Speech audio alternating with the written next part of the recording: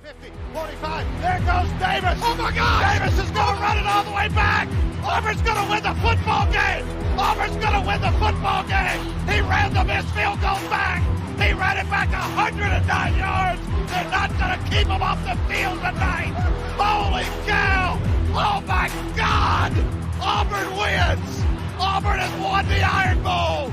Auburn has won the Iron Bowl in the most unbelievable fashion you will ever see!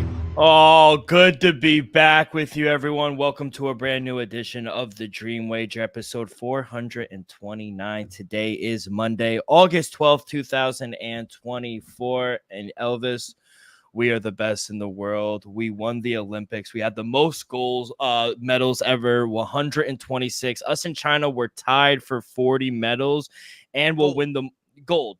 But we'll also win the tiebreaker over China as well.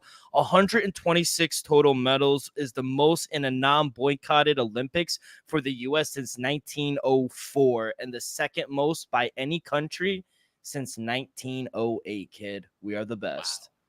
Wow. Hey, God bless America, though. Wish we would have, was able to take it over with China, at least get to 41 golds overall. China.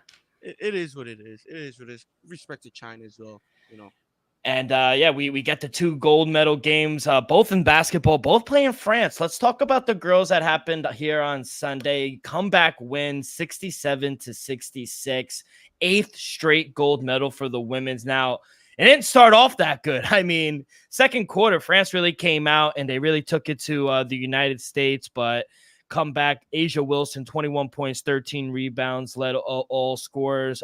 Cooper as well. Casey Plum coming off the bench really helped with 12 points as well. But not the most exciting basketball, I'll say, but we get it home nonetheless. Yeah, to me, you got to give the French credit just because they battled. To me, they made it a much closer game than I anticipated. I think the spread was, 16, 18 and a half. And France was right there. Give credit to Williams. I forgot her first name, but Williams, hitting that late game, almost three, but it was a two to cut the lead to basically one at the buzzer.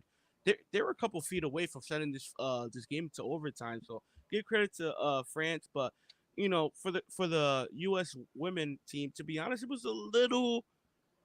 I'm gonna just say a little disappointing. Just because I expected more of a dominant game.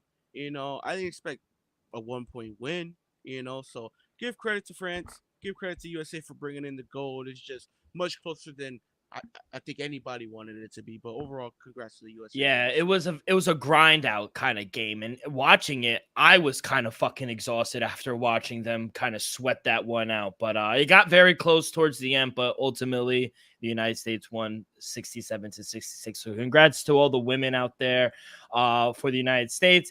And the men's, we beat France 98-87. That one, the spread was 16.5. The total was 174.5. But holy shit, Steph Curry was a madman in the fourth quarter. I mean, 24 points. He had 8 for 13 from three. The two biggest games in the semifinals and finals, he decided to show up. But shout out Steph. LeBron winded up getting MVP. He was everywhere. I mean, 14, 10, and 6, but everywhere. The pass he made in the beginning of the game, I had to text you. I said, oh my God, it was ridiculous. Braun was amazing.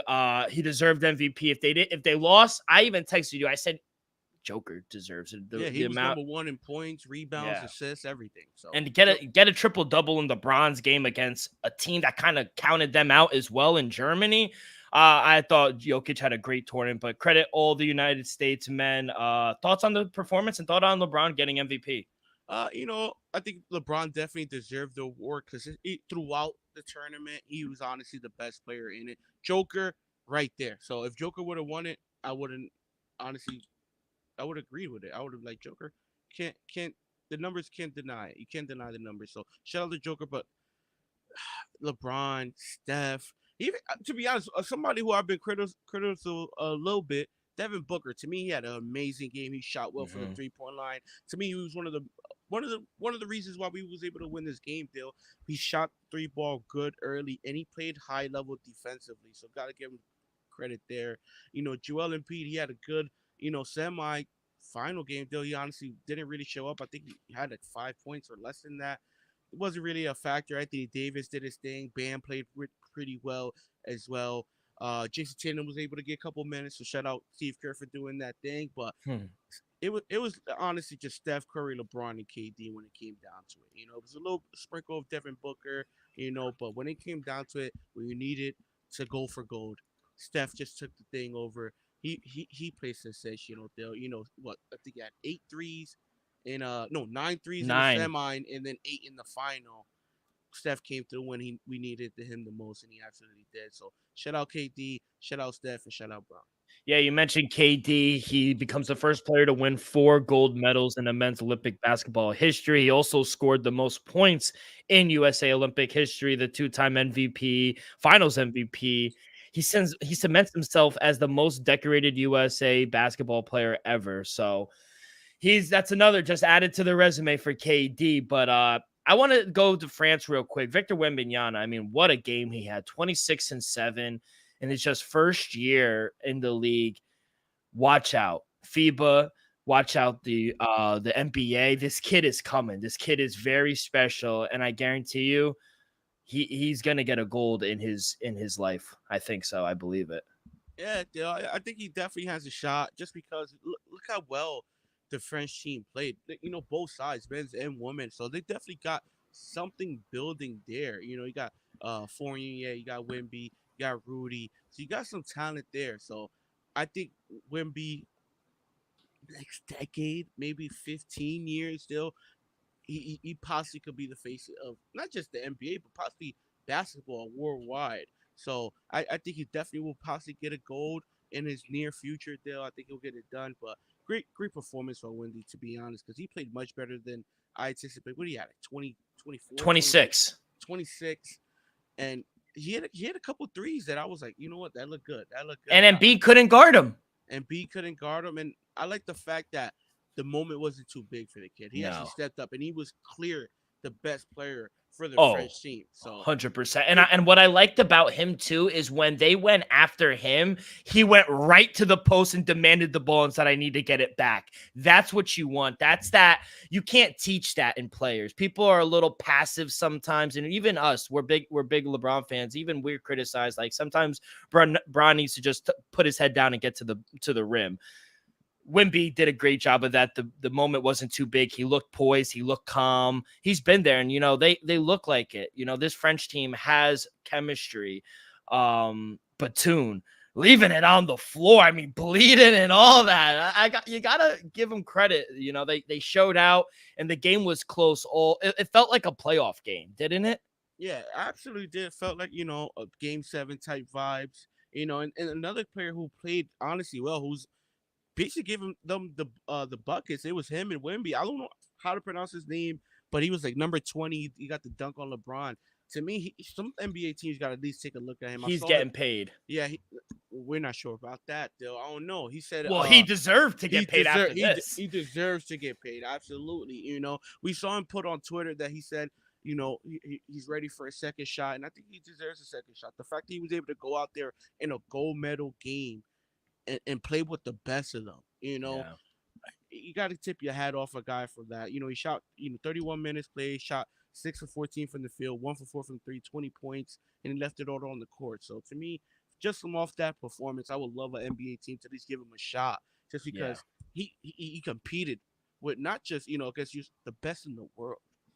And you can't teach some of that. He has that little dog in him. He's even the end of the first half where he got that last bucket to end the first half. Like, they took the last 3 seconds off the United States, but he didn't. You need guys like that, glue guys. So yeah, I think he definitely laid it all out there. So credit France. They came up just short, but that the United States 5th straight gold medal. Happy for the United States. Like I said, Serbia beats Germany for 3rd place as well. But yeah, that's all we have for the Olympics. Outside of that, any preseason, Jets won one. They beat the Redskins. Bro, we just talked with Pete Nova a couple of days ago. I don't know if you saw it today. I know you were away, but Bo Nix looked phenomenal today. 15 for 21, 125 yards, 1 touchdown, 4 scoring drives for 2 touchdowns and 2 field goals for Bo Nix against the Colts. I know it's not the first team out there, but there are a lot of starters out on that Colts defense that we think highly of. And Bo Nix, and he looked poised. He didn't look like he was rushing anything. And this is what we talked about. It's experience. He played 6 years in college. This kid has seen a lot of defenses. So he looked good, kid. I'm telling you. Yeah, I'm not gonna put too much into the preseason. Yeah, he looked all right, but he went 50 for 21. Zach Wilson went 10 for 13. So I'm not gonna put too much in it. But this is his first ever game in the NFL. Yeah, I'm not gonna put too much in it. Like I said, I'm not gonna see a preseason game and be like, yeah, he's gonna be good. That's what they did to Dak. That's how Dak won the starting job. He blew up in preseason. No, Tony Romo broke a collarbone. Yeah, but he was blowing up before he even got hurt. He was throwing for over 200 yards, 4 touchdowns, and they're like, "Oh, this kid, the 4th round kid from wherever, Ole Miss. Oh, he's looking good, Mississippi State kid." I mean, preseason for kids coming out of college, this is their time to shine. I mean, it would be worry if he came out and went 6 for 20, 2 interceptions. You'd be like, "Damn, it's worrisome." I hear you, Dill, but I'm not gonna run to my bank with preseason performance. But shout out Bo Nix, played good, but let's see how he looks come week 1, though. All right. Anything else over the weekend that I missed that you wanted to touch on? Any preseason games or anything like that? I guess the Patriots looking good, though. We won 17-3, so if it looks like that, we're gonna be all right. All right. All right. Let's fucking go. Yeah, Jets won too, so we're all looking good. We're all looking good. Before we do that, quick word from our sponsor before we get to our interview with Ryan Kramer of the Sports Gambling Podcast. We are presented each and every episode by Viva Tequila Seltzer, the most refreshing hard seltzer on the market, hands down. There's no wonder why Viva was voted #1 hard seltzer in the world by San Francisco World Spirit Competition. With only 88 calories, 0 carbs, 0 sugar, and a light 4.5 ABV, Viva is the perfect drink for your post-game celebration as it was created with that active lifestyle in mind. We flavor tequila seltzer because flavor is the spice of life, and we like our drinks with just a kick. Just like how we like our lives, whether it's Huckleberry playing a round of golf with the boys or their new flavor, coconut, while watching NFL preseason. It doesn't matter. Our favorites pair perfectly with that Artisanal Blanco tequila for that subtle and refreshing drink. Our belief here at the Dream Wager and at Viva is to live long, live well, and live it up. And now, here is our interview with Ryan Kramer. All right, great interview with Ryan Kramer of the Sports Gambling Podcast Network. Big plans for the SGPN network over there come 2025. Higher, I would say, and I think we talked about it, higher than I think most people are. Obviously, it is his team, had the varsity jacket on, but he likes it over 270 to 75 to 1 for Malik Nabier's offensive player of the year. Not offensive rookie, just offensive player of the year. I mean, if that cashes, he's going to be a very, very rich man. So hopefully that does cash for him. But overall, I want to start with the Giants because I feel like there's less to talk about with them than there is with the Dallas Cowboys. Giants 150 to 1 to win the Super Bowl. To win the NFC 65 to 1. They have the worst odds to win the NFC East at 16 to 1. Their win totals at 6.5 plus 122 towards the over, minus 150 towards the under. We will start there. Anything you want to take a shot on outside of the win total or no? Nah, Del. I can't go there yet. I got to see how things look. But to be honest, the division, I think Philly, Dallas, clear cut, much better teams, but no shot at the conference, no shot at the Super Bowl. Don't get me wrong, I'm probably higher than you, but I won't be higher than most. That's all. Yeah. All right, so let's go to their win total. I think we can attack that. 6.5 games, plus 122 towards the over, minus 150 in towards the under. Only favored in 3 games, underdogs in 14, but I thought Ryan made a good point. Yes, they are underdogs to Washington, but they don't lose to the Commanders or Redskins, whatever you call them. So they usually wind up winning those games. So Ryan was able to find 7 games for the over at plus money. Can you? Dale, to be honest, this is a tough one. Just because, I I like the Giants a little bit. I don't love them, but I like them a little bit, Dill. First 2 weeks of the season, I think those are really two gettable games, and then it gets a little tough, I think the Giants are going to be better than they were last season. I think the offensive line is going to be much better than it was last season. That front seven will get it after the quarterback deal. Daniel Jones, if healthy, I'm gonna take a shot at the over. I don't love it. I don't love it, Dill, but just from what I'm seeing right now, the offensive line got better. The pass rush. Daniel Jones is most likely going to be healthy throughout the season. I'm going to give it a shot, Dill. So I'm going to take a sprinkle. I'm going to say half a unit on the over at plus 122. Just on pure value, I'm going to take a shot at the under at minus 150. No, I'm going to give them a shot to win 7 games, Dill. I think the defense will put them in games. And let's just see if Daniel Jones could look like he did 2 years ago, then instead of, his first or last year. So I'm going to give him a shot to get to 7. Brian Dable, I respect him. I'll give him a shot. Yeah, outside of Andrew Thomas, their left tackle, who's probably going to be he's a Pro Bowl, probably going to be a Hall of Famer. Outside of him, they did get a brand new offensive line coach, Ryan said. They also bring in a new center. They bring in a new right guard, a new left guard. So it's going to be a totally different offensive line. We'll see. I mean, it can't get worse. Evan Neal, thank God. It's got to be better. It's got to be better. Thank God Evan Neal's fucking gone, and it was his own fault. I mean, he wound up getting hurt in camp, and they kind of really cut ties with the right tackle out of Alabama. So thank God he's out. I'm going to be on the under. I don't like it either. I really don't, if I'm being honest. It's kind of a lean. It's at minus 150, so I don't even love the number. But I just don't like Daniel Jones in the whole quarterback situation. We talked with Ryan about how bad fucking Drew Lock has been this training camp. So last season, among 45 quarterbacks with at least 300 attempts over the last 2 seasons, Daniel Jones ranks 33 in EPA per throw.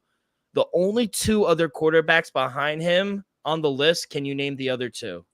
We're over 300 attempts, so they got last 2 seasons. Last 2 seasons, he played 2 seasons. That's tough. Who played a lot? That's trash. Oof. Zach Wilson. No. What? Oh nope. My God. Shit. We ran the ball a lot. I know, but damn, I think he'll at least have 300 pass attempts. Out west. That's tough, Dill. None of them are out west. What? So AFC. That's tough, Dill. That's tough. All right, I got you. Bryce Young and Deshaun Watson. Last 2 seasons, I would have. Bryce didn't play 2 seasons. He played 1. But he has over 300 attempts.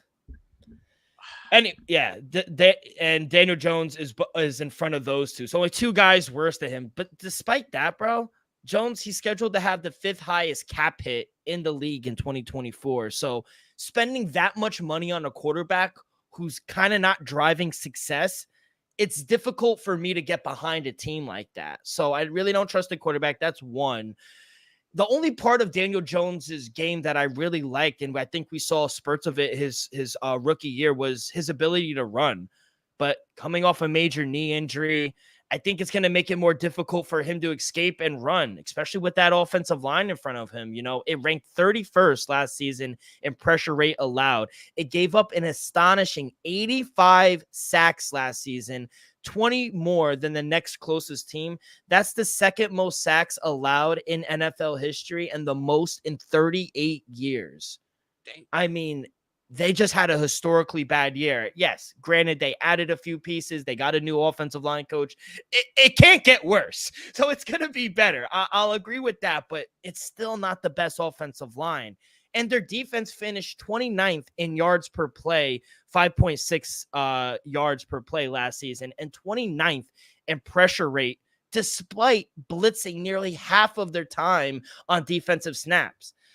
They did bring in Brian Burns. They spent their secondary. We told you about the 2 kids from Minnesota and Kentucky, Newbern and Phillips as well. But losing Xavier McKinney, I felt like was a big blow. Yes, he was a kind of a selfish player. Ryan talked about it with the locker room problems, but he was a stud, I felt like, in the secondary.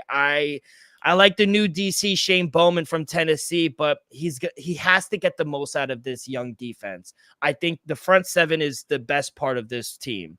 The front seven is what's going to drive this team to their success. If they could get after the quarterback with Lawrence, with the new guy Phillips that they drafted as well, Thibodeau, you got Bobby Okereke. He's a great middle linebacker as well.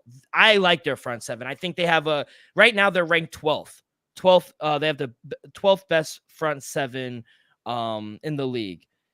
I worry about their secondary, but if the front seven could get after the quarterback, they can make the life a little bit easier in the backhand. So for Giant fans, I really think, it's all going to come down to that secondary. If they can't get after the quarterback and they have all time to pick up apart that young secondary, I think I agree with Ryan. I think we're going to see a lot of shootouts in Giant games this season. Is that fair to say?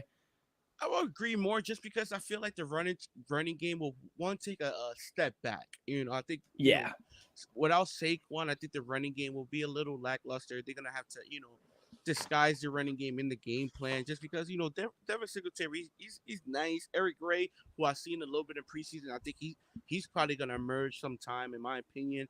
I feel like those guys collectively are decent, but I don't think is they're good enough to rely on your offense. So I think Daniel Jones and Malik Neighbors, Darius Slayton, my boy Wardell Robinson, who I like a little bit. We saw spurts of him last season. Isaiah Hodges, our boy who's honestly been all around these past few seasons. Allen Robinson II's on this team, so I like the potential of the wide receiver core. I think Darius Slayton, when healthy, could be something. And I like Robinson as well and Hodges. But overall, Dill, it comes down to Daniel Jones. I agree with you 100%. It comes down to the quarterback. What are we going to see? If we're going to see the Daniel Jones we saw in his second season, who's pretty damn good, the Giants have a chance not just to go over, but, possibly do something, get to 8 wins, possibly 9. They see what they could see because the NFC's a little weaker. But it's gonna be tough. You got to play the Eagles and Giants twice, and I just feel like overall, Daniel Jones has to take that next step, or just be at least a top 15 quarterback. You're getting paid top 15. You got to at least play like a top 15 quarterback, and if he does, I give the Giants a shot, not to just go over the win total, but to be shockingly decent. So I'm gonna go with the over, like I said, 6.5. I just hope Daniel Jones is healthy throughout the season and possibly can make some noise. This team won 3 games last season with Tommy DeVito. Yeah, they won 3 games with Tommy DeVito. I think Daniel Jones, if healthy, with Malik Neighbors and ramping up the offensive line, getting Brian Burns on the defensive side, I think that could push you to at least 6-7 wins still. They were 1-5 with Daniel Jones, 5-6 with other quarterbacks, and I think that goes to coaching. I know people I don't know what the criticism is for Daboll, but I think despite everything that went wrong for them last season, injuries, quarterback play, they won 6 games. They could have easily won 8. They were a field goal away like twice. They could have in reality won 8 games, and I think that goes to coaching, how good Daboll really is. So he's going to be calling the plays this season, and I agree. If he winds up getting hurt, which is Daniel Jones, this team doesn't have a shot because Drew Luck is just awful. I mean, he's just terrible. And Tommy DeVito, we know who he is, Yeah. The tape is out on him now. I think he caught a lot of people by surprise, but the tape is out by him now. Let's go to some player props. I'm gonna skip the playoffs because I don't think you have them going plus 410. No, minus 590. I'm not gonna take them just yet to make the playoffs. Are you? No, absolutely. All right. Let's go to player props. Ryan had a good one. Daniel Jones. Now, there's no, besides his interception prop, which is at 8.5, comeback player of the year. I think it's very interesting because Ryan took a ticket on him, is what I'm seeing. 16-1. That's the 6th best odds. If he can stay healthy, I think he has a shot because Ryan explained it good. I think they're going to push the ball downfield this season. Brian Daboll's calling plays. They're not going to run the ball like they did because, no disrespect, but Singletary isn't really the guy. They have speed. They got Malik Neighbors. They got Darius Slayton. Jalen Hyatt. That guy's a fucking speedster as well. Wandell Robinson. I'm not high on Allen Robinson. He's past his prime. But Yeah, those same. 3 guys, they could really push the ball downfield, kid. I think they have to take chances. And if Daniel Jones has a good year, there's a shot. If they wind up going 8-9 or something like that, maybe there's a shot. Yeah, let's just say he throws for like 35, about 25 tutties, goes over, wins 7 games, runs for like 300-400 yards. I think he wins it though. I definitely worth a sprinkle just because one, you got Brian Dable on your side. That works. You're losing Saquon, so a lot of people are gonna look at like, he doesn't have Saquon, and he still had a good season, so he's gonna have that factor, benefiting him as well. So I think it's worth the shot. Daniel Jones, like you said, when he's healthy, if he's healthy, I'm a little higher on him than you are, Dill, but I think he could be pretty decent. Not great, but decent, above average, middle of the pack quarterback. And if he just does that, he has a shot, Dill. I think the Giants have a shot to, get to 7, 8 wins if he just plays like a top 16 quarterback. You don't need to play like a top 10. He just can't play like a number 25 or like 33, like you mentioned in that stat. I agree. And I think at this number 16-1 is good value. We talk about all the time, maybe there's no real value there, but 16-1 for a guy like Daniel Jones, I think it's a good number. So I would bounce on 16-1. I doubt it will be that come week 1 of the NFL. Now his interception prop is interesting. It's at 8.5, -118 towards the over, -108 towards the under. Now his first 2 seasons in New York in 2019 and 2020, 2019 his rookie year, he had 12. 2020 he had 10, but for 3 straight seasons, 2021 he only had 7. 2022, 5. That was his best year. That's the year he got paid for, let's be honest. 2023, he got hurt last season, but he only had 6. I think he goes over this because I expect him to be I expect him to be healthier this season, 1. And like I said, with this offense, I expect him to pass the ball more, take a little more risk. And I don't mind if they're trying to push the ball downfield. I think that's a good thing for this offense. So I don't mind the interceptions as long as they're winning games, but 8.5 seems small for a guy like Daniel Jones. So I'm going to take the over there. Yeah, I'm staying away from this prop just because if he plays 14, 15 plus games, I agree with you. I think he does go over the number. I think he throws somewhere around 10. But that's the question. Is he gonna play out? Is he gonna play 15 plus games? He's coming back from injury. I just gotta see him play there and see how good he plays. Because who knows? If things are looking disappointing, they might just be ready to cut bait week 7 or 8. Before we get to the defense, I want to just finish off the offense. Malik Neighbors, I said it with the interview. I think we're both on this. I didn't know, but Malik Neighbors, rookie offensive player of the year, 14-1. Great number. I hope you really put that in because I did. He has the 4th best odds. And outside of Marvin Harrison Jr., who's going to be the number 1 for Kyler Murray, Malik Neighbors, he didn't miss a catch against a good defense in the Lions during joint practice in his first week. The kid is going to go, he's going to catch 100 balls. His reception prop is at 74.5. That is too low. His receiving yards, 875. I think he's going to go for 1,000 yards and 4.5 touchdowns. The guy's going to have 7-8 touchdowns his rookie year. I'm so high on Malik Neighbors. I took over everything. I took him for offensive rookie of the year. I didn't take him for offensive player of the year. That's a little steep, but I do like Malik Neighbors. As much as I hate that he's on the Giants, I think the kid is a stud. Yeah, the kid's a stud. I'm gonna just go real quick. I'm gonna go him to have the most rookie yards at plus 350. I think he'll have a little better season than Marvin Harrison Jr. So give me that plus 350. Offensive rookie of the year plus 1400. Like I said, I think he'll have a little better of a season than Marvin Harrison Jr. And then give me over 875.5 at -112. I agree with you, Dill. I think this kid will be 1,000 yard plus. Honestly, for the next couple seasons, Yeah. don't matter who's the quarterback, because I feel like when you get a guy like that, you got to force feed him, Dill. So Got to give him over 90 plus catches a year. He's gonna get over 1,000 yards and 4.5 touchdowns. I understand he's a rookie, but come on, that's a little low. Yeah, From what we just saw yeah. in that scrimmage, and it's a little low.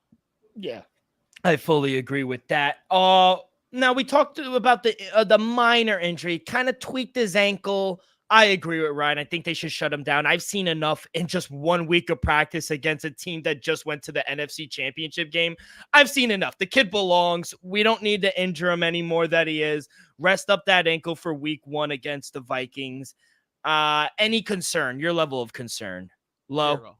Zero. Okay, good. The kid is a young man, healthy young man. It is an ankle sprain. High ankle sprain. I'd be like, all right, that may be 4 to 6 weeks. Okay, just a regular ankle sprain. The kid he might even play week 3 preseason. Let's go to the running back position. Now, we both said we don't expect them to run all that much. Brian Dable will call the plays this season. Now, Devin Singletary, his rushing yards is at 750.5. Now, on paper, it's minus 112 both ways, by the way. It seems very small because, correct me if I'm wrong, I think only 1 year he missed it, and it was in 2020. Yeah, his rookie season, he had 775, but 2020, he had 687. Outside of that, he's gone over this number in 4 of his 5 years into the league.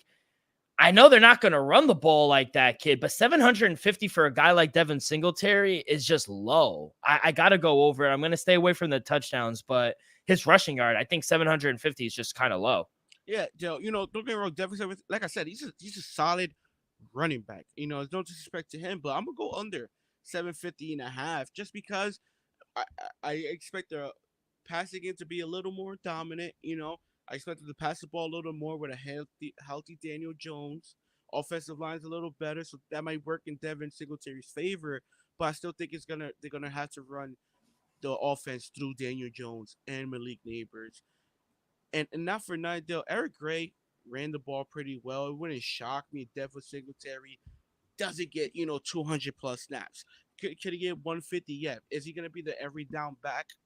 I'm not sure about that. So for that reason alone, under 750. If you told me he was gonna be the every down back, no ifs, no ands, I'll probably take the over deal. But with this offense that we both think are heading this direction and more of a passing offense, and I just feel like it's gonna be somewhat of a balanced Russian attack, not just, Devin. So give me the under 750.5.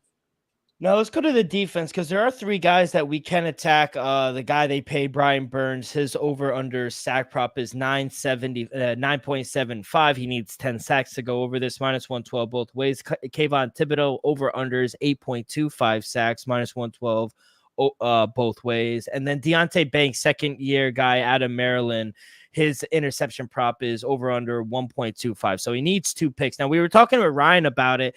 He loves the over because you get a guy like Dexter Lawrence, Brian Burns. They're going to focus more on him and kind of leave Kayvon Thibodeau alone.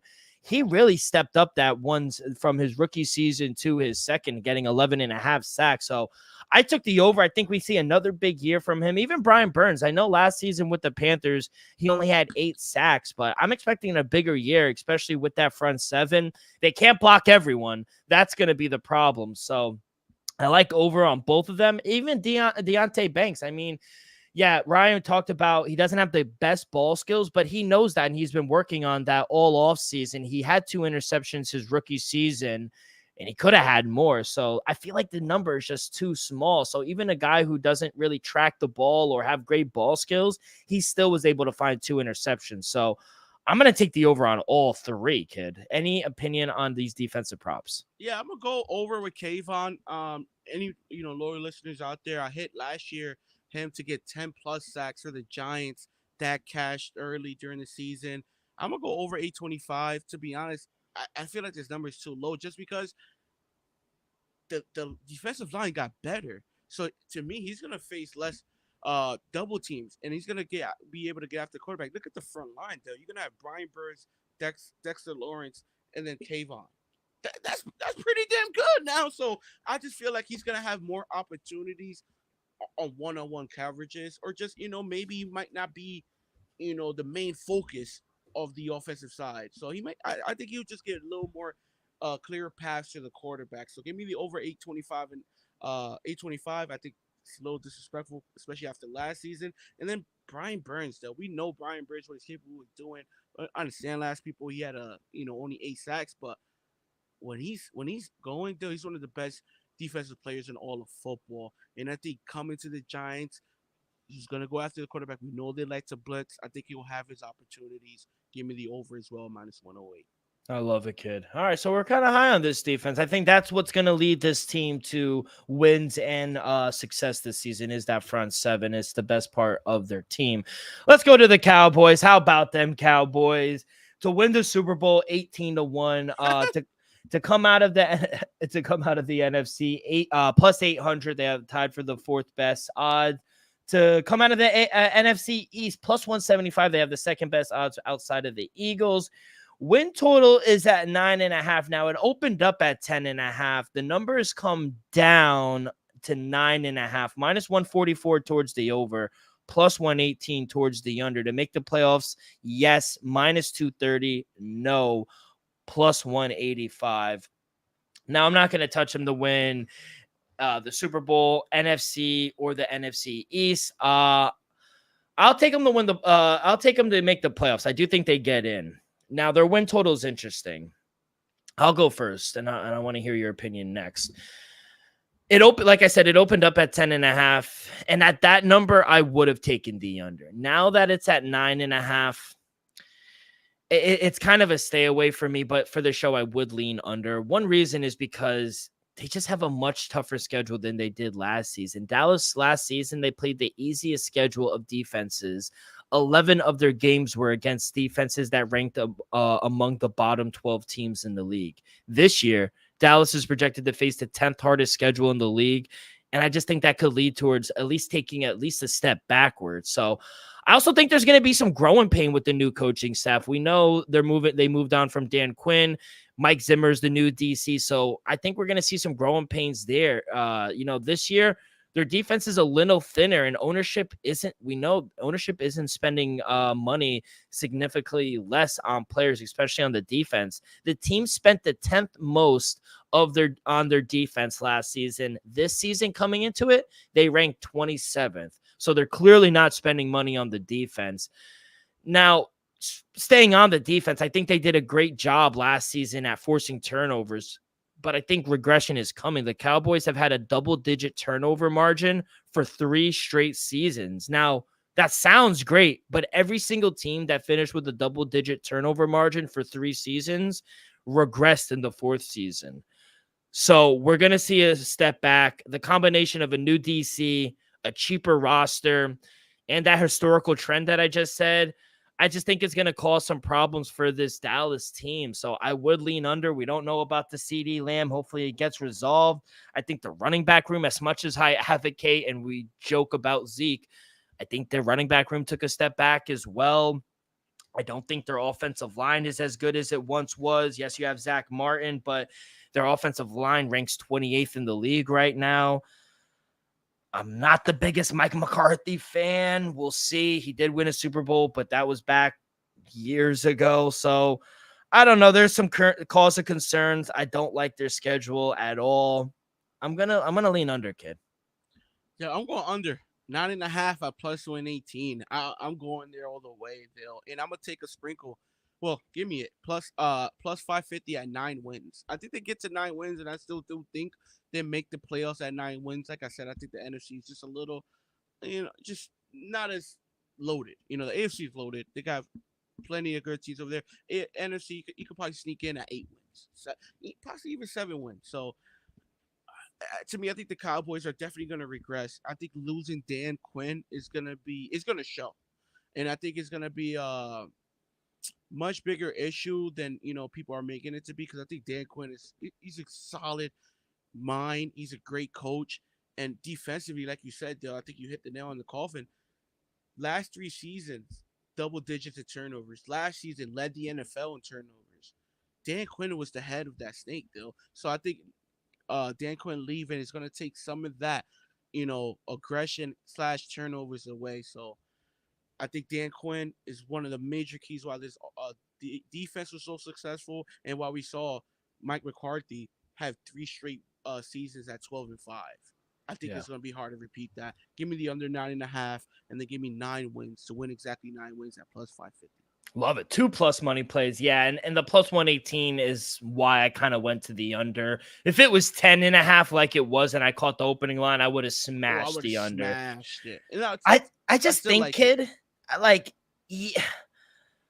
their first 3 games are tough. I know they're on the road against Cleveland week 1. I can't wait for that game because that's the game Tom Brady calls.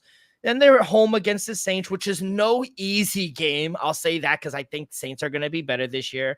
Then they're at home against the Ravens. Tough game. They play the Giants on the road. Always a tough game. Then they're on the road in Pittsburgh, at home against the Lions. Then they have their bye. And their next 4 games, kid, I think are tough. At San Francisco, at Atlanta, and then they're home for their next 2 against Philly, who's going to be a top team in the NFC, and Houston, a top team in the NFC.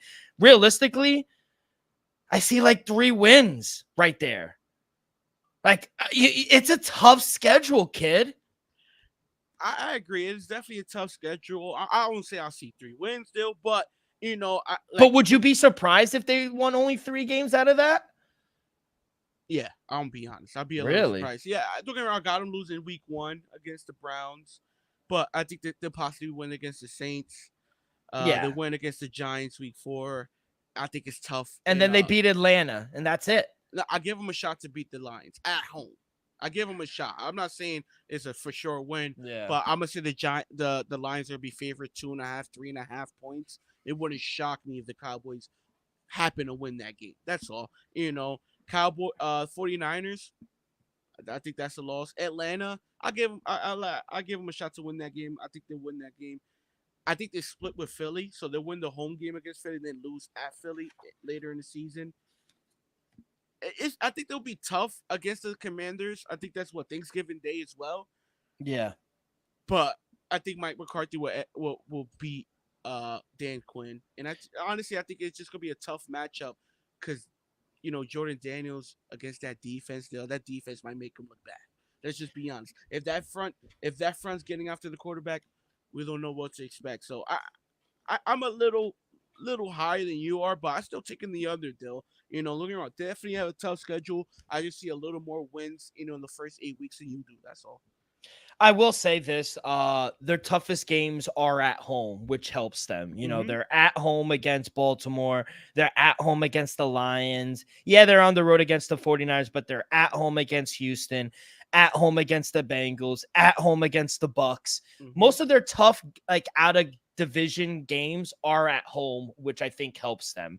Now, I agree. I think it's going to be led by their defense. That's the key to their team is their defense. Their front 7, they have a really good secondary as well. So I want to start with their defense. Defensive Player of the Year, Micah Parsons, plus 500. He's the leader to win Defensive Player of the Year, kid. Do you like this or do you need a better number for Micah Parsons? I would like a better number, Dill, but I went after this last year. I'm going to go after it again. I think Micah Parsons, if he gets a new contract, he's going to play possess. If he don't get a new contract, Dill, he's going to play possess because he's going to end up getting the richest contract in NFL history for a defensive player. In my opinion, I think Micah Parsons is just going out there and he's going to go out ball and prove why the Cowboys should pay him. And not just the Cowboys, any team in the NFL should pay him. Give me Micah Parsons plus 500 to win Defensive Player of the Year. And after this season, he will be the highest defensive player paid of all time. Yeah, if he wins it, they have no choice but to pay. They have to pay the guy. His sack prop is at 13.75. He needs to get 14 sacks. He had 14 last season. He was tied for 7th. Now, his rookie year, he had 13. 2022, he had 13.5. I think he goes over it. I think he gets around 14, 15 sacks. And if he has the year that you're describing, gets 15, 16 sacks, I think this number is very small. So 13.75 minus 112 to the over. I'll lay the extra 12 cents, but yeah, I think he has 14 sacks, kid. What do you think? Yeah, give me the over 13.5. I think he has a new career high. I think the 13.5 is around the right number just because if you look at his career, that's what he averages. Yeah. But like I said, I feel like he's going to go out there and and prove that he deserves to be the highest paid, and he also is the best defensive player in all of football. And I think he's gonna have a tremendous year. So I'm gonna go with a new career high in sacks, so 14 and a half plus. Yeah, yeah. Now a lot of people think, or rightfully so, Trayvon Diggs is their best corner, but And Deron he's back. Bland, He's coming back from injury now. 9 interceptions. He led all in cornerbacks or DBs last season with 9 interceptions. His interception prop this season, 2.5 to get 3 interceptions, -136 towards the over, +108 towards the under. His rookie season in 2022, coming out of Fresno State, he had 5 interceptions. Now, like I said, with the win total and why I took it under, I do think regression is coming, and I think we're not going to see as many turnovers from this defense, but he's still going to get 3 interceptions. I mean, the number is just too small, kid. So now I don't think he'll have 9 like he did last season, but I could see 3 to 5 interceptions. I think that front 7 is going to cause some quarterbacks to make some mistakes. So I'll take the over Deron Bland, 2.5 interceptions as well. Do you have any opinion? Yeah, to me, this number is disrespectful just because the man had what 2 or 3 pick sixes last season, just pick sixes. So I'm gonna go over 2.5, and I'm gonna go over 1.5 pick six. I'm gonna go over a half pick six. I think he definitely gets a pick six this year. We saw it multiple times last season, and I think Deron Bland, he's special. I understand they got Tavon Diggs back, who's honestly one of the best quarterbacks in football, but we can't deny what Deron Bland did last season. I highly doubt he gets 9 again. And to be honest, I wouldn't be shocked if he doesn't even go over 5. Like I said, I think without Dan Quinn, the defense will take a step back, especially at the turnover ratio rate. So, Yeah. but over 2.5 is just disrespectful. The man had 2 or 3 pick sixes last year. Let's go to the offensive side of the ball. I want to say CD to the end because, there's a lot of uncertainty. Question marks. There's question marks. So let's start with the guy, Dak Prescott. 4,075.5 passing yards, -112 both ways. For him to have the most passing yards, plus 850. It's the third best in the league. Now, the most passing touchdowns is plus 800. It's the second best odds. 28.5 passing touchdowns, -122 towards the over, -106 towards the under. 10.5 interceptions at -126 towards the over, -102 towards the under. I'll start with his passing yards, 4,075.5.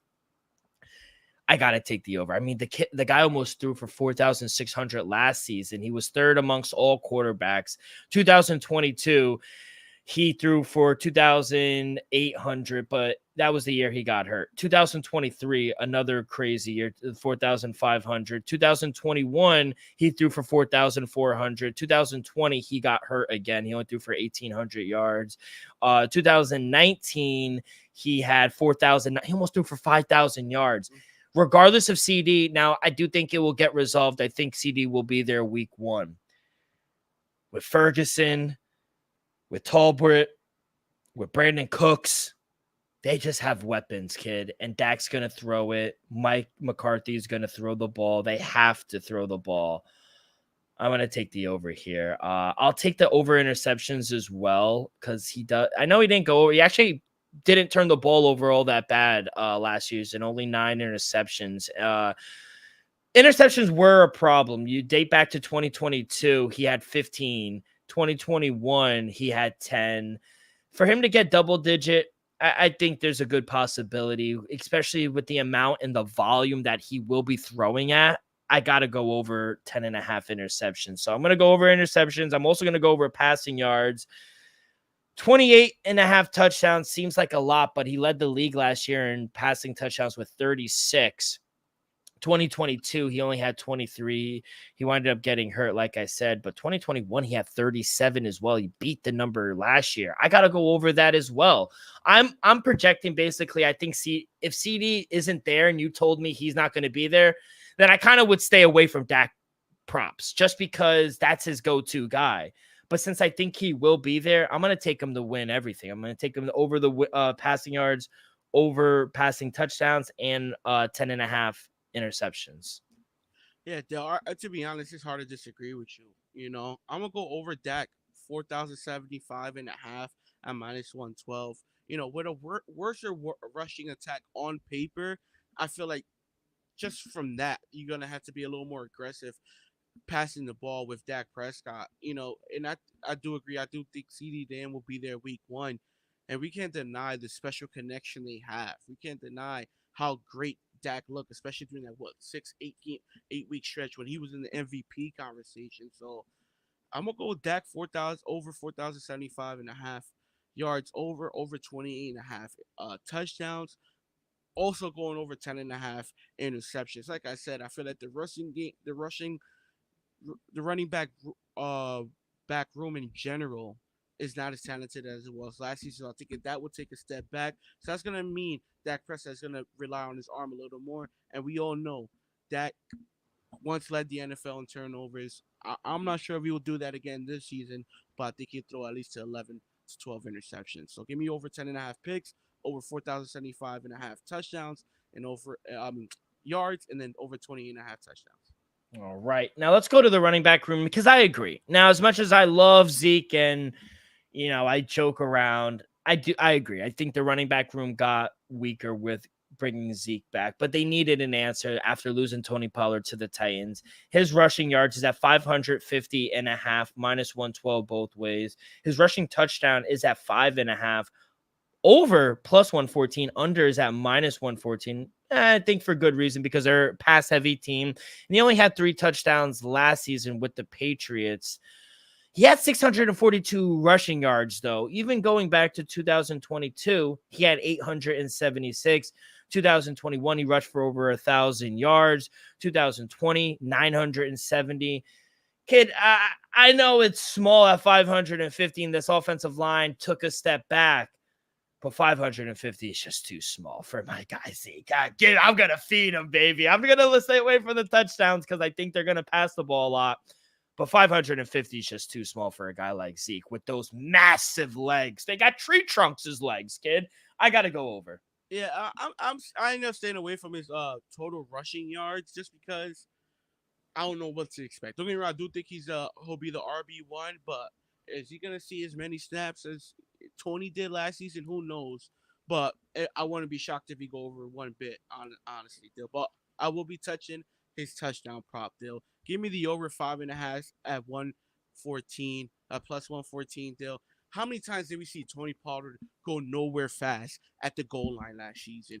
Countless. You're not even a Cowboy fan, and it pissed you off. Yeah. So I think Zeke, that's one of the main reasons it brought Zeke back. We know at the goal line, he's gonna get the ball in there. Like you said, he got tree trunks as leg. The man's gonna get 3 yards, he's gonna lean forward, and he's known for doing that. Dill, one quick stat real quick.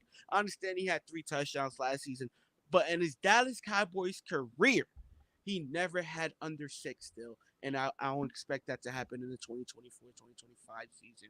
Give me Zeke over 5.5 touchdowns. I think every chance when he gets opportunity at the goal line, he will cash. It wouldn't shock me if he's up around like 7 to 10 rushing touchdowns. Just because, like I said, last season, Tony Pollard was such a disaster. It's going to be relief that you got a running back who's able to punch it in at the second, third goal yard at the goal line. I love it, kid. Yeah, I agree. I think we're going to see a big year from Zeke.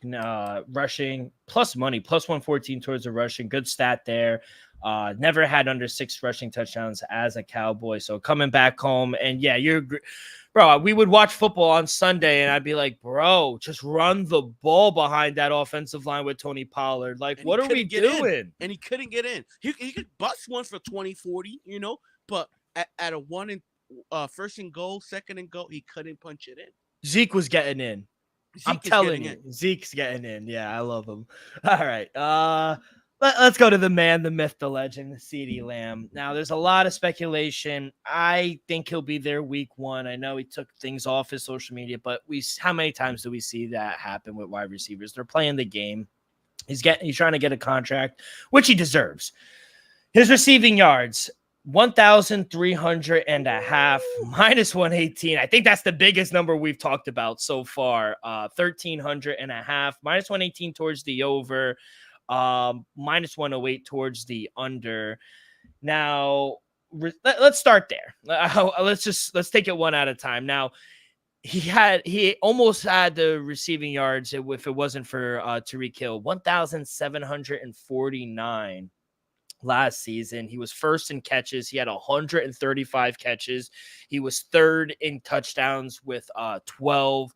He was top 5 basically in every statistical category for a wide receiver. Even in 2022, he had over 100 catches and 1,300 yards. He went over this number. In 2021, 79 catches, 1,100 yards. And in his rookie season, he had 74 catches for 935 yards. If he's going to be there week 1, he will get over 1,300 yards, minus 118. I think we see anywhere from 15 to 1,700 again, kid. I really do. I think he's a top 5 wide receiver. And not just that, yards after the catch. How many times do we see those slants that he just busts open? And for whatever reason, he's great off bouncing off tackles. How many times did we see 2-3 guys? And it's not like CD's a huge guy, but they just can't take him down. His feet are always chopping. Yards after the catch, I think that's what he kills people with. I got to go over 1,300 yards. Yeah, Dale, give me the over 1,300 yards and a half. The dude averaged over 100 yards a game, about 100 yards a game last season. You know, he had 17. Don't get me wrong, I don't think he'll go for 17, Dale, but I think it wouldn't surprise you if he did, though, would it? It wouldn't, but I think he gets like 14 to 15. You know, what CeeDee Lamb was able to do last season with Dak was just special. It's going to be hard to duplicate that. They can. It's just back-to-back 17 pluses. Is very hard, though. So give me the over 13 and a half. I think CD averages somewhere, 80 plus a game, 85 around there. Now his receiving touchdowns, plus it's at 9.5, plus 108 towards the over, minus 138 towards the under. Now I'm actually going to take the under on this just because he's only gone over this one time in 4 years in the league, which was last year where he had 12. Rookie season, he had 5 touchdowns. 2021, he had 6. 2022, he had 9. I think he'll get anywhere from 6 to 9 touchdowns again, but like we said with just Zeke, like during the goal line, they are going to punch the ball in with Zeke. So I think some opportunities are going to actually come away from CeeDee Lamb. They got Brandon Cooks as well. You got Ferguson at the tight end position. So you got to spread it around a little bit, but I'm actually going to go under. He's only gone over this number one time in his career. Yeah, I just stand away from this mark just because, though, like you said, he only went over this mark one time in his career, but he's very capable of doing it, and it's just what we're gonna see. I do expect an uptick at Zeke getting a more touches at the goal line. I expect Jake Ferguson to possibly take a little step and uptick, in receptions and whatnot. So I'm gonna just stay away from the touchdown total. It's high, but it's high for a reason. CD is a top 3 wide receiver. Now, his receptions is high as well, 105.5 receptions. Now, he's gone over this in 2 straight seasons. Last year was a career year, 135 catches. In 2022, he had 107. So barely getting over the number. I think he goes over it again. I think it's sharp, though. I think the number is kind of spot on. But there's no way if you and I and Ryan as well are thinking Malik Nabers, and no disrespect, but a rookie is about to get 100 receptions, there's no way CD doesn't get at least 100 to 110, 120 receptions. So I got to go. If he's there week 1, I got to take the over as well. But I think the number is sharp at 105. Yeah, I think the number is on the money just because it wouldn't shock me if CD misses week 1 or 2. Yeah. If he misses week 1 or 2, I think he still could go over 1,300 yards. I just don't know if he could get 106 receptions. That's going to be tough. We know CD is very special, Dale. But right now he does have the leverage. So this is why we saved him for last, Dale, because we don't know what's going to happen. We believe he's going to get a deal done. But it wouldn't shock me either if he misses a week or 2 just to play hardball. So I'm going to stay away from that. That's one of the reasons why I stayed over the touchdown prop. But the yards, that's where the money's at. Yeah, 100%. I think that's why we kind of saved him for last, just because of the uncertainty. Now, if you tell me now about less than a month away that he's going to miss week 1 or 2, kind of would stay away from a lot of his props, if I'm being honest, just because you don't really know. There's the big question mark behind him. So, yeah, kid, that's all I had for the Cowboys. A lot more to talk about there. anything I missed or anything that extra that you had for either team? No, that's about it, though. I like the Cowboys, but I think they're gonna struggle this year. Not struggle, but just not Take a not step get back. not get to 10 wins. That's all. Yeah. All right, kid. So we took care of the first two teams of the NFC East. We will take care of the Commanders and the Eagles, huh? Drew a blank for a sec. The Eagles, which my team to win the NFC East. We'll take care of them on Friday, kid. But let's go to the Diamond. Like I said, 11 games here on a Monday.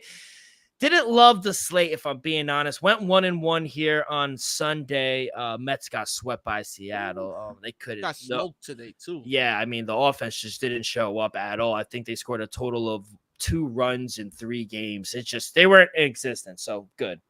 Wake them up a little bit. But 2 games here that I really like. I'll let you lead it off. I think you have a little more than me. Yeah, I have 3 plays still. Let's kick it off. Let's go to Cleveland. Red hot.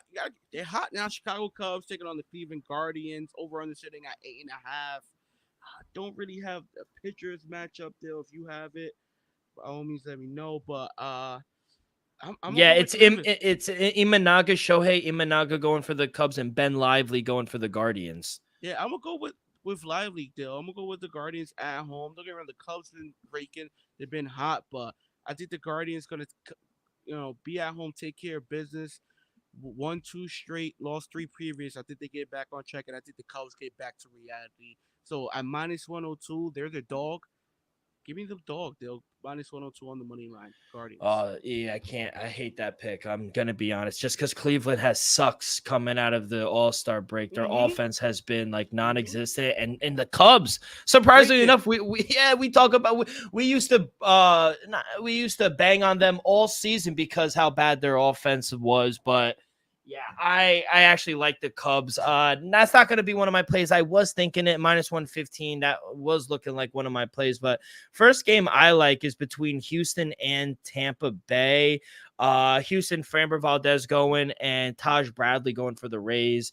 -117 favorite for the away team, Houston Astros. +107 for the Tampa Bay Rays. I'm going to take Tampa here, kid. At home, I think Taj Bradley is the better pitcher. I think he's a stud. Yeah, granted, Houston, they've won 5 in a row. They just swept the Red Sox. They're playing really good baseball right now. But on the road, still under 500 or around 500 right now. But I just think the pitching matchup goes to Taj Bradley at home. I'm going to take the dog price. Give me the Tampa Bay Rays +107 at home. All right, they'll head into Fenway. The Rangers taking on the Boston Red Sox. No pitchers on the list yet. For who? For either side. I don't have none. Rangers, Tyler Mahle, and Brian Bello going for the Red Sox. Oh, my boy Bello going for the Red Sox. Still, I understand we just got swept from the Astros. But the Rangers ain't looking too pretty themselves, I feel like with the Red Sox, we got to bounce back. I feel like it's too early to say must win. But this is definitely a must-win series, I feel like, just because the way we've been playing since the All-Star break, just getting swept by the Astros is honestly catching steam, though. And I feel like if we don't start kicking it back up in the next 2 weeks, so we might just find ourselves out of the wild card race. We see the Yankees, we see the Orioles, they're finally going back on pace. I'm starting to get a little worried, though, so... But I'm going to back them. Give me the Red Sox at home, -135 on the money line. The Rangers has been struggling as well. I think out of the 2 teams, we're the much better team. We just haven't been performing as of late. But give me the Red Sox on the money line in a needed bounce back.